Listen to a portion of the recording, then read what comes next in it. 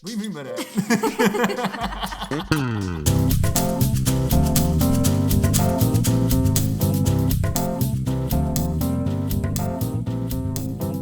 Hey, this is Jared. And I'm Genna Lee, and this is... What do you mean by that? It's a podcast about two performers that just happen to be married. What?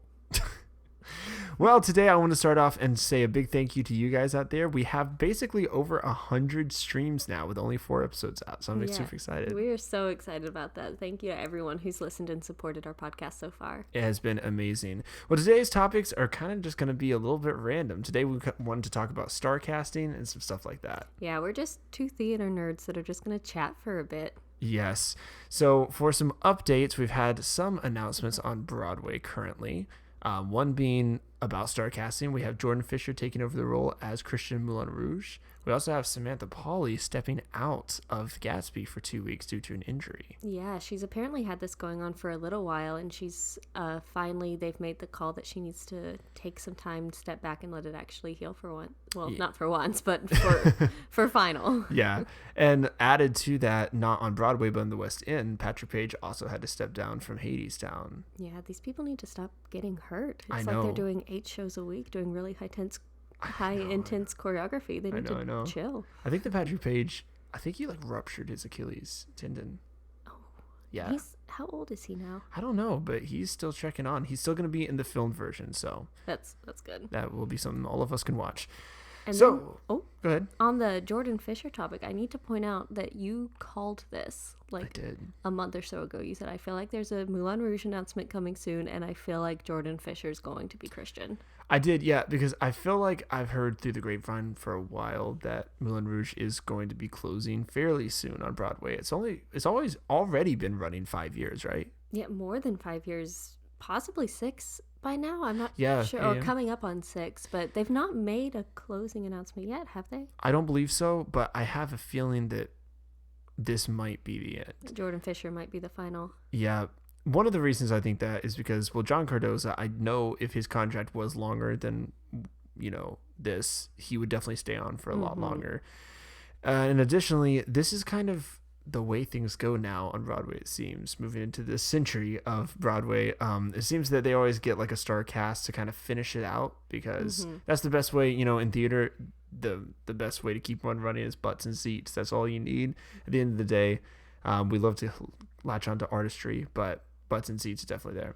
It's definitely what Cinderella did way back when Rodgers and Hammerstein Cinderella was on. They kept pulling those star castings to... What, you mean like Keke Palmer and Carly Rae Jepsen and all those? Yeah, it seems like there's a lot of star casting just abroad Broadway right now. Honestly, it might be what's keeping Broadway afloat, as much as I don't like, quote unquote star casting. Now, one disclaimer before I get into all this, I would just like to say if I was any of these, if I was lucky enough to be a star cast in anything, I would definitely do it. Like, that's one thing that I can say personally. I would definitely do it. I wouldn't care what the critics said. I would say, oh yeah, if I was, if I could feasibly play a role. On the topic of Jordan Fisher, since he is taking over for Christian, I will say out of a lot of the roles that he's gotten on his Broadway repertoire now, I will say Christian is not super far-fetched for what I can see him playing. Some things that were a little far-fetched is I did question the Sweeney Todd choice.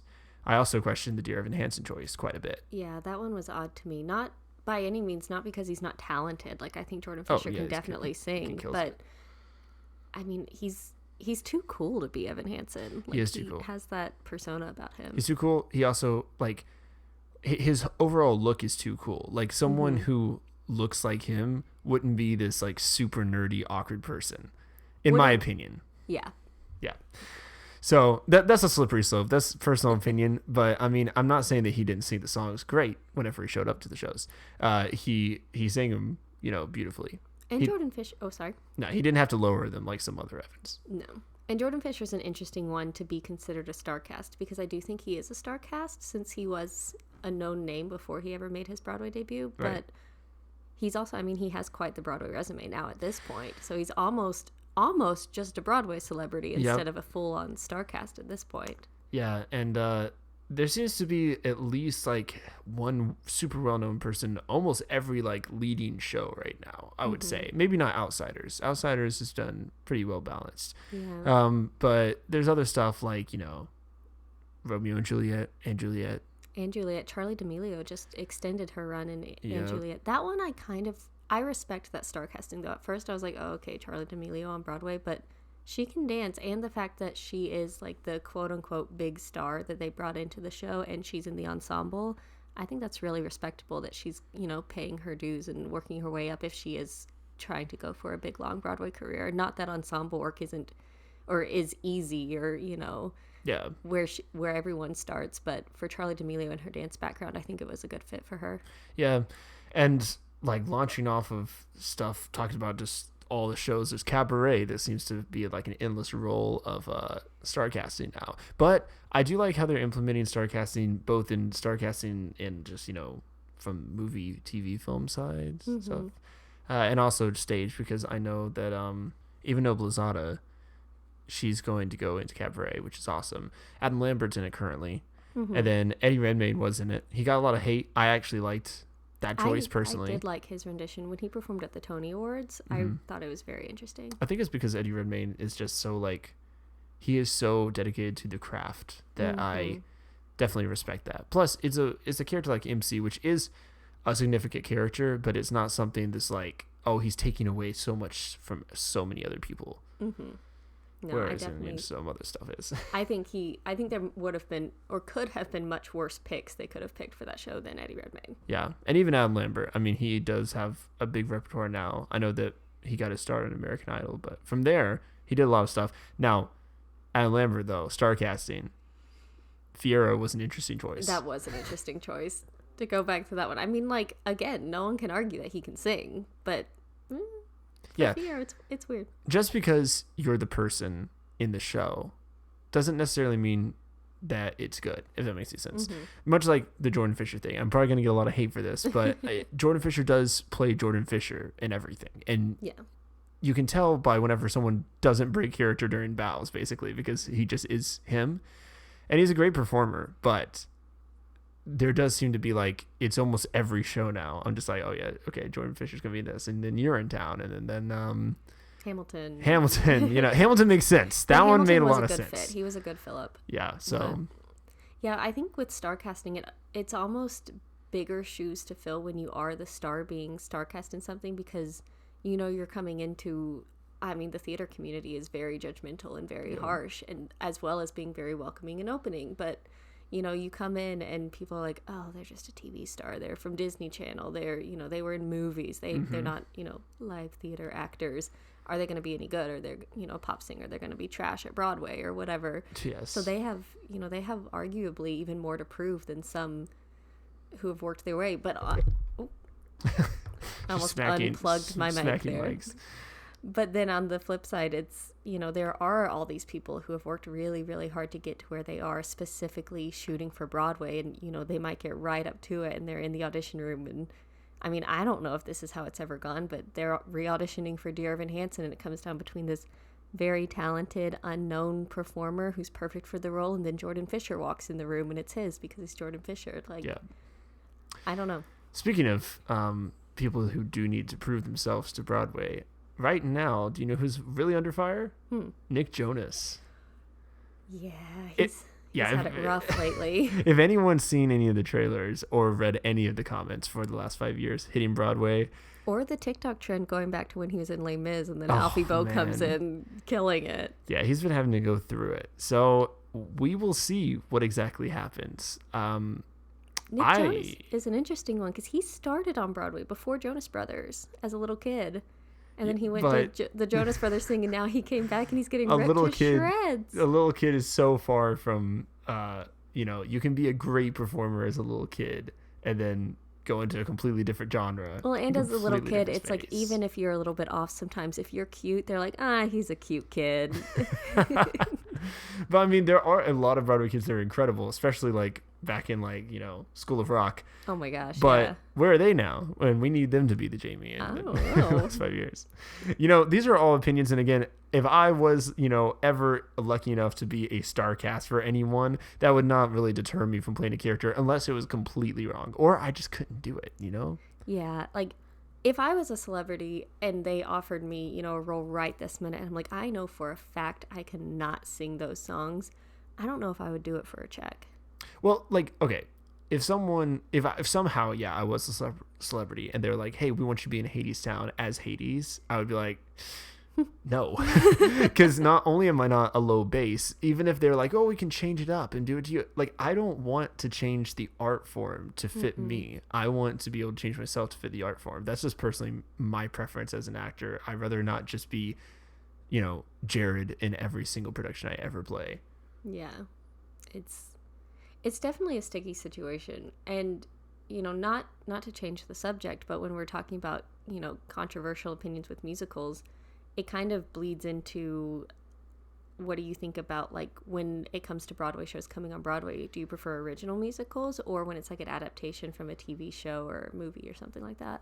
Yeah, I think that a healthy balance of both is what I like, because it's kind of like how they're doing all the remakes and the quote unquote live action remakes of everything.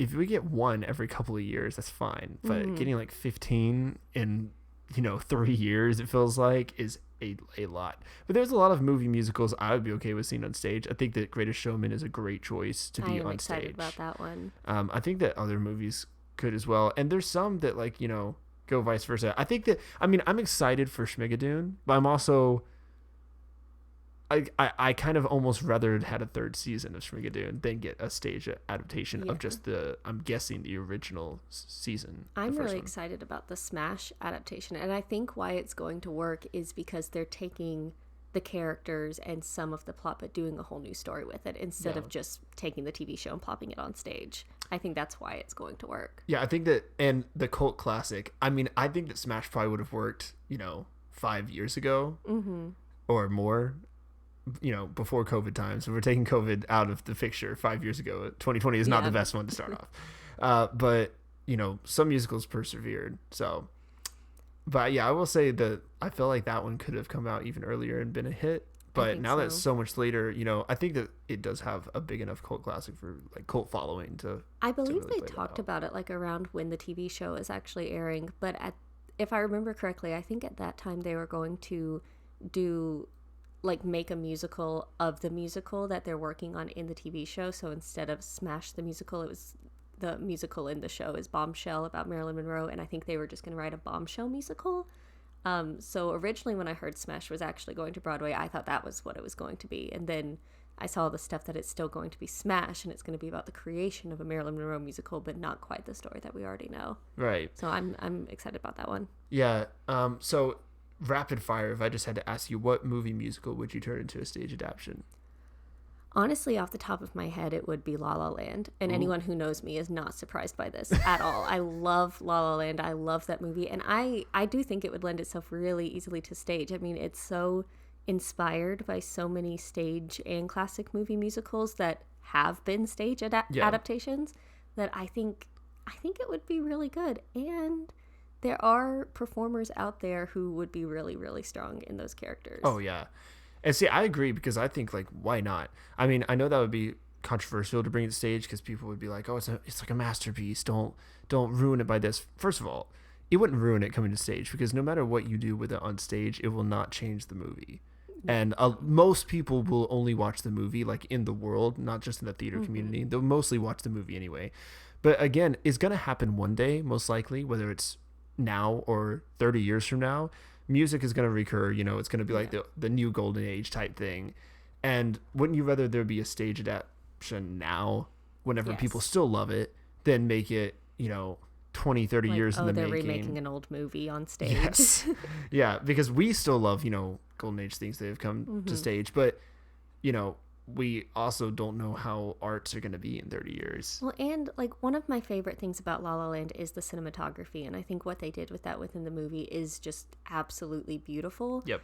But I think bringing it to Broadway would just add a whole different element. Where it loses in the cinematography, it gains with not to be super cliche and cheesy, but the magic of Broadway and the magic of live theater. Yeah. I think it would just have a whole different element. It wouldn't be the same magic, but it would be a special magic. Yeah, and it's built off of like, it has the CinemaScope. It has the feel of those old movie musicals like American in Paris, or, even like Singing in the Rain type things. There's always those odes. So it worked before. And guess what? Those movie musicals are still bigger than the stage adaptations of any of them, honestly. And there have been movies that have been turned into musicals that I did not think would work well on stage, or I didn't know how they were going to do it on stage, and those have worked wonderfully. So like if those can work, La La Land can definitely work. Absolutely. See, if I were to pick any movie musical to put on stage, I'm not saying this would make it. So that's a bad a bad pitch to make. But I really still want to see a stage adaptation of Rocket Man.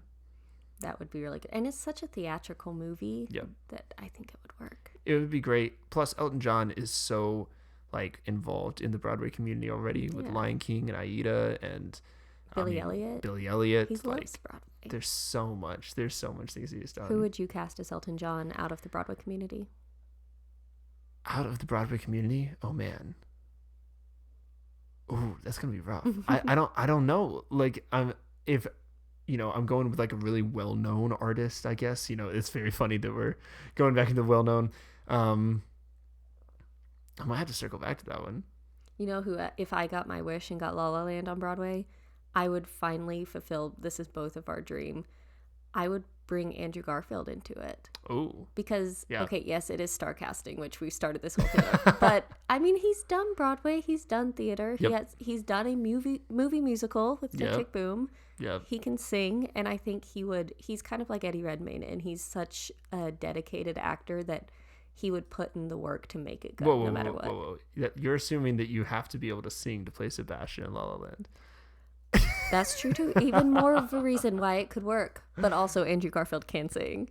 See, okay, back to the Rocket Man thing. If I had to cast someone, I don't know who I'd cast as young Elton as of right now. But who I'd cast is if they had an older Elton. Hear me out. I think Norma Leo Butts would be great. I can see that. Like an older Elton, not quite as old as Elton John is now, but somewhere in between. Do you know who else I think would be a possible good fit? Who? I'm totally blanking on his name, but the Hodge.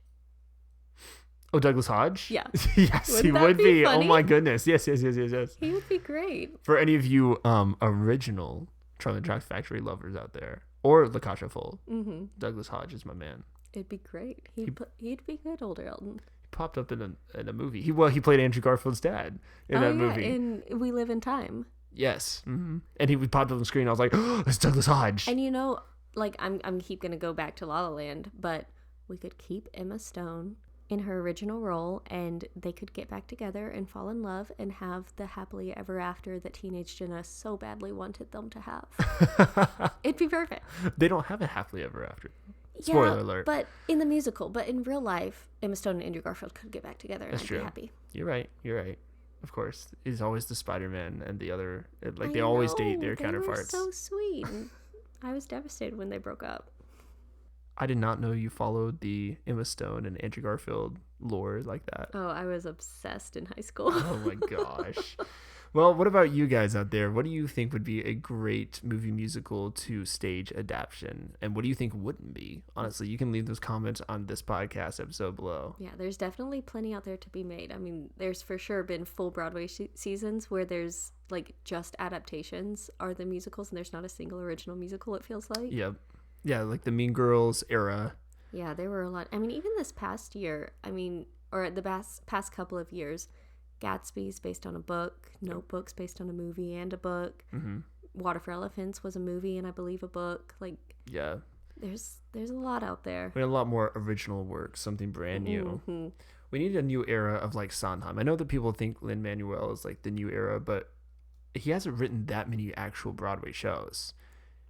That's not true. as many as Rodgers Hammerstein or Sondheim. And even when he's branched into film a little bit, he's gotten way more into the adaptations or reworking something that's already been done. He hasn't done a whole lot of original musical for films. I mean, He did the Moana soundtrack, the first one. Yep. But then he just recently collaborated on Mufasa, right? Yeah. Mm-hmm. So it was original, but they had a lot of inspiration to pull from Yes, the a original. lot of Elton John inspiration, which that's a whole nother bonfire to I go was through. going He was to upset. ask, speaking of Lin-Manuel Miranda. Yes. So he has a common trend of being in the shows that he writes, Yep. and specifically being the lead in the shows that he writes. Mm-hmm. How do you feel about creators being in their own works? I think that if you do it the right way, I don't mind it as much. Mm-hmm. So one person that comes to mind is Sarah Bareilles. I think that the way that she did it was great. She wrote a whole musical from scratch with incredibly diverse, different songs that were still in musical theater style. She didn't just completely make it her own, pop artist self. And then she was like, no, I'm not going to play the original Genna in Waitress. She let that go to someone who actually was in Broadway for a while. Yeah. And I think it worked really well. And like that one show obviously has meant a lot to her. And she's been in like a filmed version, so have other people. And she's done it across the globe in different countries with different people. And I really respected that. I think that she's a great musician. I think that she really cared about her work. And I felt like nothing that she did was a super big stunt. I think the biggest stunt you could say she pulled was having Jason Mraz as her Dr. Prometer at any time. But I think that when it comes to, if anyone knows me, Lin-Manuel Miranda just cast himself in everything in the best roles, in my opinion. Even whenever he was the ice cream guy from Mr. Paragua Man. In the movie. Right? What's his name? The Paragua Man. Yeah, okay. I was like, oh man, that song is like my favorite song of that whole musical. And I was like, oh, here we go. But I mean, people love him, so yeah. I don't want to estrange anyone. But it was just a little fan service for that one. It's a little fan service, and it's also like, I feel like he made his whole career off of stunts. Yeah. Like everything was a controversial stunt that just happened to work out in his favor. And I think you have to look at it from, and not to name anyone in particular, but if you have the possibility, like if it's a singer, a pop star, a writer, whoever who has the possibility to be on Broadway regardless, like I believe Sarah Bareilles, even if she hadn't written a musical, I believe there was a chance she could have been placed in some sort of Broadway show. Like she would have made a great Carole King and Beautiful, the musical. Yep. That would have been excellent. But then there are others who I don't know if they ever would have gotten cast on Broadway if they hadn't written their own stuff. And that's all I'm going to say about that. Well, there is that guy in White Christmas who that guy who just comes out and he says like hurry up, and you can't understand what he's saying, and he does that little dance fit in White Christmas. I think that would have been if Lin-Manuel Miranda hadn't been a composer, that might have been his star moment. Well, we did, speaking of Sarah Bareilles and Waitress, we did recently watch her Waitress for the first time all the way through when they put it on HBO for Valentine's Day. We sat and watched it. It was my first time watching the entire musical. I've listened to all of it and been a big fan for years, but I liked it even more than I thought I was going to. Yeah, it was really incredible. I had never watched like a full bootleg. I've only seen like certain scenes, but I definitely have listened to all of the albums various times. And all that I had listened to had just been the original cast mainly. Like I had heard the specific Sarah Bareilles stuff, but as far as the rest of the supporting cast, I'd not heard all of theirs. And the Dawn in this recorded version, she was incredible. She was incredible. That was probably one of my favorite actresses of it all. It was great. Yeah, I've never heard someone sing When He Sees Me quite how she sung it, and I was blown away. Yeah, and I really liked watching Sarah Bareilles. Like I've seen her live like years ago, way before she wrote Waitress. But you always wonder if like these people can act or these people can feel the emotion or whatever. And like artists usually can, I mean, especially if they write the music. But it was incredible watching her play Genna and sing those songs with so much heart and emotion, and it not seem, like she wrote them, if that makes any sense. Like she wrote all these songs. Like she's the one that jotted down all those notes and came up with the choruses and such. And it was just so organic. Like it was the first time she was ever seeing these, even though it's been like, over a decade that she's been doing this. And it was very honest. It wasn't performative. And I could tell that she had such a deep respect for Broadway and theater, and that she went into it very open to learn about that culture that she hadn't really worked in before. And it definitely played. And I thought it was very, very well done. And Ogie, I mean, was the unsung hero of that musical. He was hysterical. Yeah. And there was some stunt casting with that before, because Ogie was played by Todrick Hall once. I forgot about that. Yeah. That's funny. And in the West End, this is such a deep cut. I don't know if very many people would know this, but Joe Sugg, who's a YouTuber, played Ogie in the West End, and that's, if you know who Joe Sugg is, that's really perfect casting. Yeah, for real.